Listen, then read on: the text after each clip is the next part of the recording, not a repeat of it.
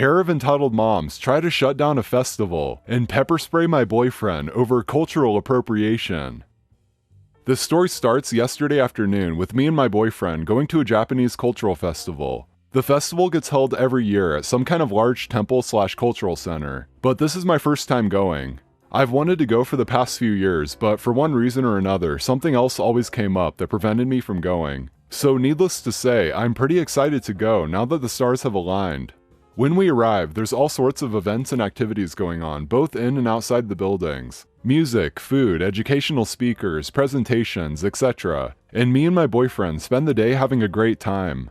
Eventually, we end up at a booth that allows people to pay to take pictures in traditional Japanese attire. We both dress up in a yukata, and at the end, the person running the booth tells us if we would like to purchase our own kimonos or yukata, that they have a vendor that is selling them. I think it's pretty cool, so we go to check it out, and I end up purchasing one for me and my boyfriend, both of us putting them on right away. We end up heading to go get some food when someone calls out to us with an "Excuse me." I turn around and see two women with a kid. One of them is a white woman, entitled Mom 1, and the other appears to be Asian, entitled Mom 2.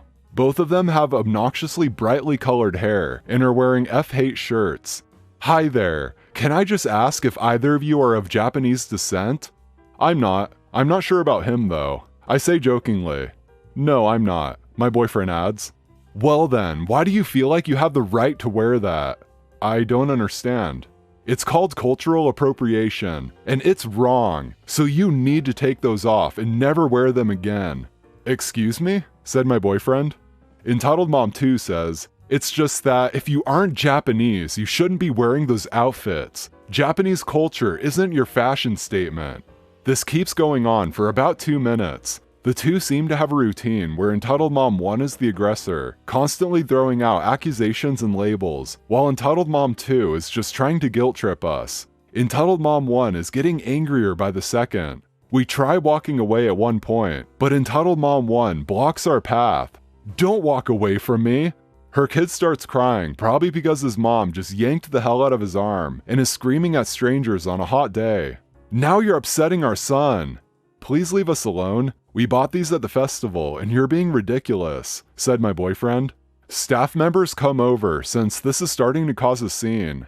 Entitled Mom 2 starts speaking to one of them, presumably in Japanese, while the other is stuck with entitled Mom 1 berating them, telling them they should be ashamed of themselves, how they shouldn't allow things like this, etc. Meanwhile, entitled Mom 2 says she's calling the police to shut down the festival. At this point, we try to get out of there. Entitled Mom 1 spots us trying to leave and tries to grab my boyfriend, who just knocks her hand away. Entitled Mom 1 suddenly pulls out pepper spray and sprays it at my boyfriend, getting him right in the eyes. Shockingly, they don't stick around for when the police show up. They take our statement of what happened, but unfortunately, this place doesn't have security footage, and nobody was recording the incident. We made it very clear that when they're found, we want to press charges, but so far we haven't heard anything. After that, we went over to the hospital to make sure that my boyfriend didn't have any lasting eye damage. I'll keep this updated if anything changes. You're going on vacation? Take my kids with you. My boyfriend's cousin, his paternal uncle's daughter, has 4 children. Each of her kids is the personification of the word bratty. The said cousin refuses to discipline them and constantly makes excuses for their behavior. She's also very judgmental of our decision to not have children. She has often made some snide comments towards me, implying that I'm a selfish C-word who is depriving my boyfriend of the joys of raising children. For these reasons, and for her generally entitled behavior, my boyfriend had cut ties with her. However, when he and I visited his parental home 3 days ago for his parents' anniversary celebration, we ran into her again. My boyfriend's dad urged him to use this occasion to mend bridges with the cousin, so we both tried to make nice and engaged in small talk with her. During our conversation, my boyfriend mentioned that we were leaving for Melbourne for vacation in a few days. At this, cousin's eyes lit up. "Oh, that sounds like so much fun," she said. "My husband and I haven't gone anywhere since our honeymoon." She whines some more about how hard it is for them with 4 kids, if only they could afford such luxuries, etc., etc. I could tell where this was going. My boyfriend probably felt sorry for her, and being the kind and generous soul that he is, offered to buy them a weekend in a resort in Mount Abu, a hill station in the Indian state of Rajasthan. Cousin's face scrunched up and she said, "That's nice, but why can't you take us to Melbourne with you?" My boyfriend's getting a bit annoyed, but still being patient, he says, "Well, we want to spend some time alone together. Plus, we'll be meeting some close friends there. Besides, Mount Abu is a beautiful place. Your kids will love it." Cousin, in the annoying Karen tone, replied, "I still don't see why you can't take us to Australia. You're being so selfish, going on this great trip and sticking your family with a cheap weekend getaway." Boyfriend's mom speaks up and says, "He's making a very generous offer. Either take it or leave it." My cousin, wearing the expression that morons wear when they think they've had a bright idea, said, "Oh, I know. Why don't my husband and I go to Mount Abu, and you can take our kids to Melbourne?" "What?" I said. "It's a great idea. The kids can have fun in Melbourne with you two, and my hubby and I can enjoy a peaceful weekend. This way, the kids can actually spend some time with their uncle. You never make time for them."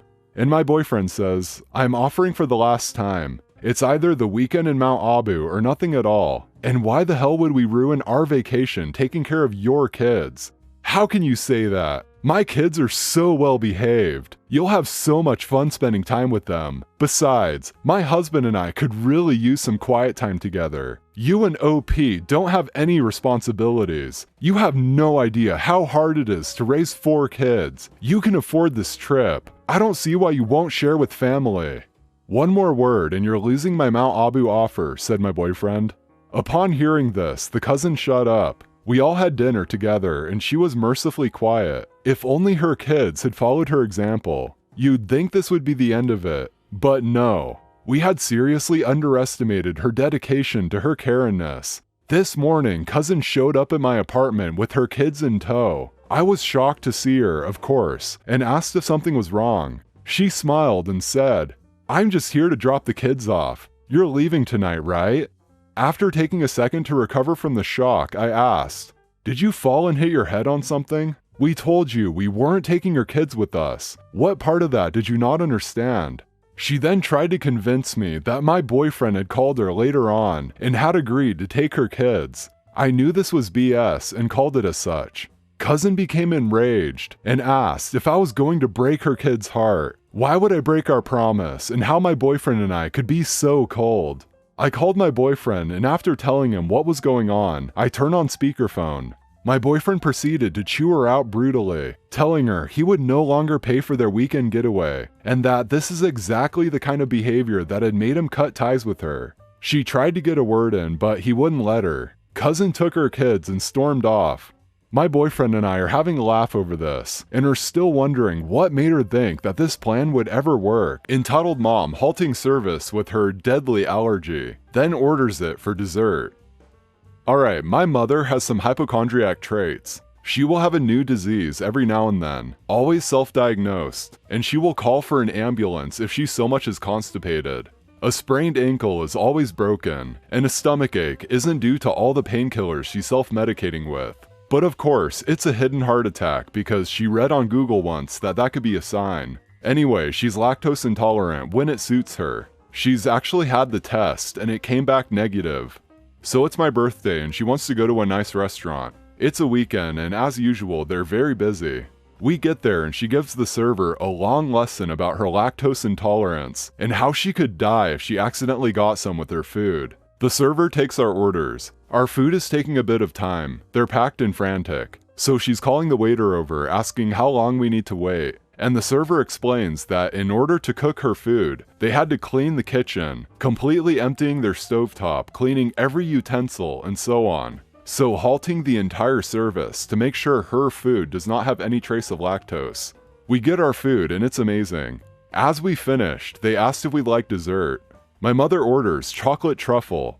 The waiter stares at her, saying, "That's chocolate, and basically made of lactose." My dear mother says, "Well, it's okay to cheat for a good dessert." The look on that poor waiter's face, a mix between wanting to smack my mother and getting teary-eyed. She took the order though and came back with our desserts. I've never been more ashamed in my life. I never went back there.